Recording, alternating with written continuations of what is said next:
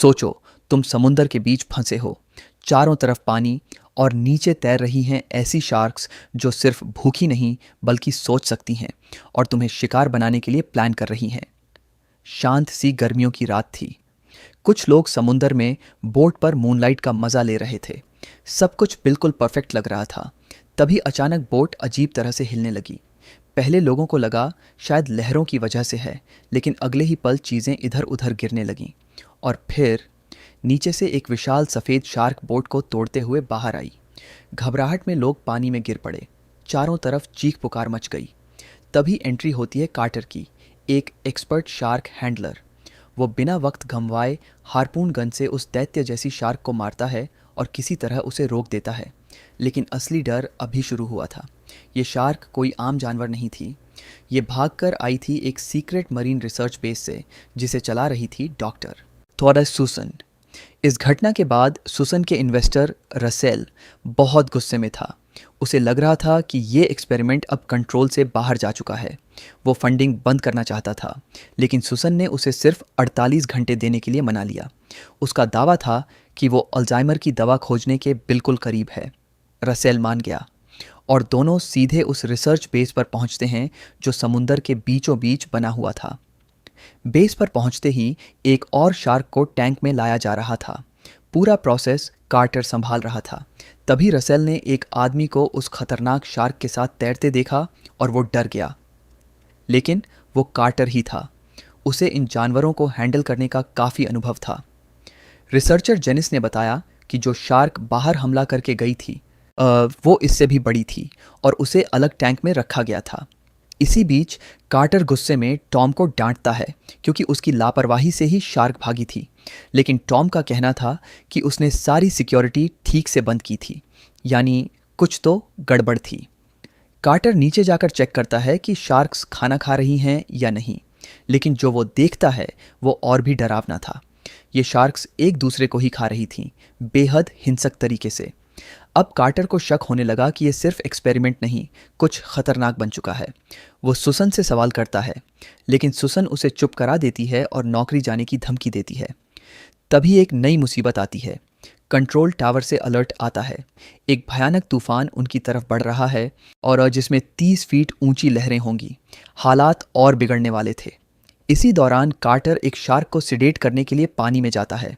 ऊपर team monitor पर उसे देख रही होती है, लेकिन अचानक कैमरे बंद हो जाते हैं। नीचे 2 शार्क्स उसके केज को घेर लेती हैं। वो बार बार उसे टक्कर मारती हैं, काटती हैं, जैसे वो कोई प्लान बना रही हो। ये सिर्फ जानवरों का व्यवहार नहीं था, ये सोच समझकर हमला था। कार्टर मजबूर होकर केज खोलता है और सीधे शार्क्स का सामना करता है। एक शार्क उस पर झपटती है और उसका ऑक्सीजन टैंक फाड़ देती है, लेकिन आखिरी वक्त पर कार्टर उसे सिडेट करने में कामयाब हो जाता है। शार्क को ऊपर लाकर रिसर्च शुरू होती है। मशीनों से उसकी ब्रेन एक्टिविटी चेक की जाती है। डॉक्टर की सुसन उसके दिमाग से एक खास फ्लूइड निकालती है और उसे अल्जाइमर के सैंपल पर टेस्ट करती है। और चौंकाने वाली बात, वो काम कर जाता है। मरे हुए न्यूरॉन्स फिर से एक्टिव हो जाते हैं। मतलब इलाज मिल चुका था।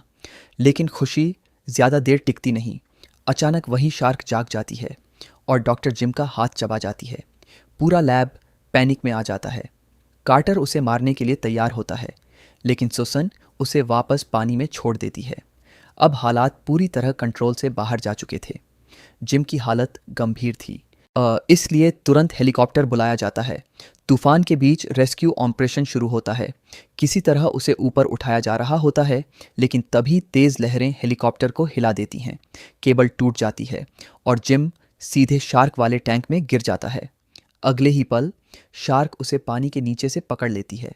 हेलीकॉप्टर भी उसी केबल से बंधा था। वो भी खिंच जाता है और सीधा कंट्रोल टावर से टकरा जाता है। एक बड़ा धमाका होता है। पूरा बेस हिल जाता है और इससे पहले कि कोई समझ पाता, वो शार्क जिम की लाश को लेकर लैब की मोटी कांच की दीवार से टकराती है। 1 बार, 2 बार और फिर कांच टूट जाता है। हजारों लीटर पानी अंदर घुस जाता है। अब ये सिर्फ रिसर्च बेस नहीं रहा, ये बन चुका था एक डूबता हुआ जाल, और जिसमें इंसान और सुपर इंटेलिजेंट शार्क्स आमने सामने थे। पानी तेज़ी से पूरे लैब में भर चुका था। किसी तरह टीम ने एक हैच बंद करके उस हिस्से को सील कर दिया, लेकिन अब वो ऊपर नहीं जा सकते थे। एलिवेटर खराब हो चुका था और सीढ़ियों का रास्ता पूरी तरह पानी में डूब चुका था। अब कार्टर एक खतरनाक प्लान बताता है। ऊपर जाने के बजाय उन्हें और नीचे जाना होगा, जहां से एक दूसरा रास्ता सतह तक जाता है। मतलब मौत के और करीब जाना। इसी बीच बेस का एक अजीब किरदार प्रीचर अपने कंधे पर बैठे तोते के साथ किसी से संपर्क करने की कोशिश कर रहा था। तभी उसका तोता अचानक डरकर उड़ जाता है। प्रीचर को कुछ आवाज़ सुनाई देती है और अगले ही पल एक विशाल लहर उस पूरे सेक्टर को डुबो देती है। अब वो पानी में बहता हुआ इधर उधर टकरा रहा था। तभी एक शार्क उस फ्लडेड कॉरिडोर में घुस आती है और सीधे उसकी तरफ बढ़ती है। प्रीचर किसी तरह किचन में घुसता है और अपने बचाव के लिए एक फ्राइंग पैन उठा लेता है। ये सिचुएशन जितनी डरावनी थी उतनी ही अजीब भी। उधर बाकी लोग आगे बढ़ने की कोशिश कर रहे थे, लेकिन पानी का दबाव इतना ज़्यादा था कि दरवाजे टूट रहे थे। बोल्ट गोली की तरह उड़ रहे थे। किसी तरह वो मेंटेनेंस रूम में पहुंचते हैं और ख़ुद को बंद कर लेते हैं। यहाँ रसेल सवाल उठाता है, ये शार्क्स इंसानों पर ऐसे क्यों हमला कर रही हैं जैसे उन्हें मज़ा आ रहा हो? और यहीं सच्चाई सामने आती है। डॉक्टर सुसन ने रिसर्च की सबसे बड़ी सीमा तोड़ दी थी। उसने शार्क्स के दिमाग को जेनेटिकली मॉडिफाई किया था। उनकी बुद्धि बढ़ा दी गई थी और अब वो सिर्फ शिकारी नहीं बल्कि सोचने वाले किलर बन चुके थे। टीम सबमरीन रूम की तरफ जाती है ताकि वहां से भाग सके, लेकिन वहां पहुंचकर पता चलता है कि सबमरीन पूरी तरह टूट चुकी है। अब आखिरी ऑप्शन था डाइव सूट पहनकर बाहर के टैंक से होकर ऊपर जाना। उधर प्रीचर की हालत और भी खराब हो चुकी थी। वो किचन में छिपा हुआ था और हाथ में कुल्हाड़ी लिए और ऊपर शेल्फ पर चढ़ जाता है ताकि पानी से दूर रह सके। तभी उसका तोता वापस दिखता है, एक बर्तन पर बैठा हुआ। प्रीचर उसे बचाने की कोशिश करता है, लेकिन तभी शार्क हमला कर देती है। उसका तोता उसकी आंखों के सामने मारा जाता है। अब ये सिर्फ सर्वाइवल नहीं, बदले की कहानी बन चुकी थी। शार्क उसकी तरफ बढ़ती है।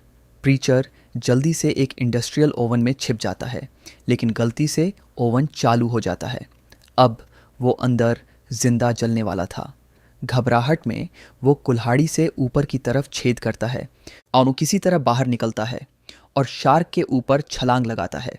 गुस्से में वो ओवन में लाइटर फेंकता है और एक जोरदार धमाके के साथ शार्क खत्म हो जाती है।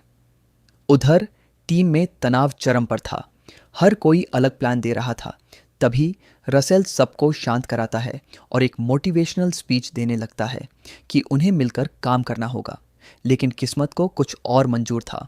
जैसे ही वो बोल रहा होता है, एक शार्क पानी से बाहर कूदती है और उसे खींच कर ले जाती है। कुछ ही सेकंड में उसका अंत हो जाता है। अब हालात पूरी तरह बेकाबू हो चुके थे। पानी लगातार बढ़ रहा था और स्ट्रक्चर कमज़ोर होता जा रहा था। टीम एक इमरजेंसी लैडर तक पहुंचती है जो सतह तक जाती है। लड़कियां चढ़ना शुरू करती हैं, जबकि बाकी लोग नीचे दरवाज़ा बंद करने जाते हैं ताकि पानी रोका जा सके। लेकिन जैसे ही दरवाज़ा खुलता है, पानी और तेज़ी से अंदर घुसने लगता है। दीवारें टूटने लगती हैं और अचानक लैडर अपनी जगह से निकल जाती है। सब लोग उससे लटके हुए नीचे गिरने लगते हैं। इस अफरा तफरी में डॉक्टर जेनिस पानी में गिर जाती है। कार्टर उसे बचाने की कोशिश करता है, लेकिन तभी शार्क उसे पकड़कर नीचे खींच लेती है। एक और मौत। अब उनके पास चढ़ने का कोई रास्ता नहीं बचा था। सब कुछ खत्म होने वाला था। तभी प्रीचर वापस आता है, कपड़ों से बनाई गई रस्सी के साथ। वो सबको बाहर निकालता है। अब टॉम को याद आता है कि अगर वो जनरेटर सिस्टम को रीडायरेक्ट कर दें आखिर तो एक और रास्ता खुल सकता है, लेकिन इसके लिए उसे और कार्टर को फिर से पानी में जाना होगा। दोनों नीचे जाते हैं और जैसे ही टॉम स्विच ऑन करता है, पीछे से एक विशाल शार्क उस पर हमला करती है। उसे बिजली का झटका लगता है और शार्क उसे टुकड़ों में बांट देती है। अब कार्टर अकेला बचा था। वो किसी तरह हैच खोलकर बाहर निकलता है और प्रीचर उसकी मदद करता है। लेकिन एक और समस्या सामने आती है। डॉक्टर सुसन गायब थी। किसी को नहीं पता वो कहाँ गई है और असली खतरा अभी खत्म नहीं हुआ था। अब कहानी अपने सबसे खतरनाक मोड़ पर थी। डॉक्टर सुसन अकेले ही बेस के अंदर पानी से भरे कॉरिडोर में चल रही थी। उसका मकसद साफ था, अपने रिसर्च के सारे डेटा को वापस लेना। शायद उसे अभी भी लग रहा था कि उसकी खोज दुनिया बदल सकती है। वो अपने ऑफिस तक पहुंचती है और दरवाज़ा बंद कर लेती है, लेकिन उसे अंदाज़ा नहीं था कि उसने खुद को अकेला नहीं बल्कि एक शार्क के साथ बंद कर लिया है। पहले उसे लगता है कि सामने पड़ी शार्क सिर्फ एक मृत नमूना है, लेकिन तभी पानी में एक और फिन दिखती है। असली खतरा पीछे था। सुसन तेजी से ऊपर एक बुक शेल्फ पर चढ़ जाती है। वहां उसे कुछ इलेक्ट्रिक केबल्स दिखते हैं। वो समझ जाती है कि यही उसका आखिरी मौका है। वो अपने कपड़े उतारकर खुद को पानी और मेटल से इंसुलेट करती है और जैसे ही शार्क उसकी तरफ बढ़ती है, वो लाइव वायर उस पर फेंक देती है। एक ज़बरदस्त इलेक्ट्रिक शॉक के साथ शार्क तड़पती है और ख़त्म हो जाती है। उधर कार्टर और प्रीचर फिर से मिल चुके थे। दोनों थके हुए थे, घायल थे, लेकिन जिंदा थे। अब उनके सामने आखिरी मिशन था, इस डूबते हुए बेस से बाहर निकलना। लेकिन ये आसान नहीं था। उन्हें 18 मीटर ऊपर पानी के अंदर से होकर जाना था, और अगर प्रेशर सही से बैलेंस नहीं हुआ तो उनके फेफड़े फट सकते थे। वे एक चैम्बर में जाते हैं जिसे पूरी तरह पानी से भरना ज़रूरी था ताकि बाहर के प्रेशर से मैच हो सके। जैसे ही पानी भरता है, सांस लेना मुश्किल हो जाता है और आखिरकार कार्टर हैच खोल देता है। तीनों लाइफ जैकेट्स की मदद से ऊपर की तरफ बढ़ते हैं, लेकिन बाहर एक शार्क अभी भी जिंदा थी। उसे भटकाने के लिए वे फायर एक्सटिंग्विशर का इस्तेमाल करते हैं, जिससे पानी में बबल्स बनते हैं और शार्क का ध्यान बंटता है। ये प्लान काम करता है और वे लगभग सतह तक पहुंच जाते हैं। तभी अचानक शार्क प्रीचर पर हमला कर देती है और उसे नीचे खींच ले जाती है। प्रीचर पूरी ताकत से अपनी क्रॉस निकालता है और शार्क की आंख में मारता है। दर्द से शार्क उसे छोड़ देती है। कार्टर तुरंत उसे बाहर खींच लेता है। प्रीचर घायल था, लेकिन अभी जिंदा था। अब आखिरी शार्क को ख़त्म करना ज़रूरी था। अगर वो बाहर निकल गई तो पूरी दुनिया के लिए ख़तरा बन सकती थी। कार्टर एक नया प्लान बनाता है। वो हारपून गन में फ्लेयर गन का बारूद भरता है, जिससे वो एक इम्प्रोवाइज्ड बम बना सके। जैसे ही हारपून शार्क को लगेगा, उसे बैटरी से जोड़कर विस्फोट किया जा सकता था। लेकिन शार्क बहुत तेज़ थी और उसे निशाना बनाना आसान नहीं था। तभी डॉक्टर सुसन एक बड़ा फैसला लेती है। वो खुद को चारा बनाने का तय करती है।